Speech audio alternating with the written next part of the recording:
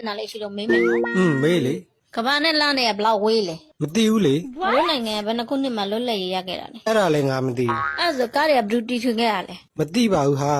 အေးပါအခုလိုဖြေပေးတာကျေးဇူးပဲရပါတယ်အခုလိုမေးမှလည်းနင်ဘူးတုဒရမှာပေါ့ဟဲ့နင်းမေပြောနင်းကနေအိမ်မှာနင်းထမင်းမချက်ဘူးစို့ဟုတ်တယ်ဟဲ့နင်းဒီအရွယ်ကြီးရောက်နေထမင်းမချက်တော့လားမချက်တတ်တာမဟုတ်ဘူးမချက်တာငါလက်ရကြိုက်သွားနေတိုင်းချက်ခိုင်းမှဆိုလို့အယောဒီမှာ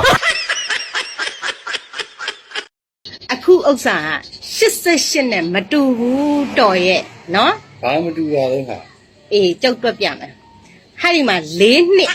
နော်အဲ့ဒီနက်ခတ်ပြီးလို့ရှိရင်ဟာဒီအပူတပင်ကဟယ်လိုဟုတ်ကဲ့တရုတ်ဥရောင်းဝယ်ကုမ္ပဏီရလားခင်ဗျာဟုတ်ပါတယ်ရှင်ဟောကျွန်တော်စီးပွားရေးအစီအမံပြီးတော့လို့ဗျာအဲ့လားဥပေါစီလေးသိကျင်လို့ပါအော်အရင်စေး35သိန်းပါပဲရှင်ဟာဗျာဒေါ်လာဈေးတော့နှစ်ဆဖြစ်တော့မှလေဗျာ350ကျော်ရမှာမဟုတ်ဘူးလားအော်တခြားနိုင်ငံဥတွေဆိုရင်ဟုတ်ပါတယ်ရှင်အခုဟာမြန်မာဥဖြစ်နေလို့ပါ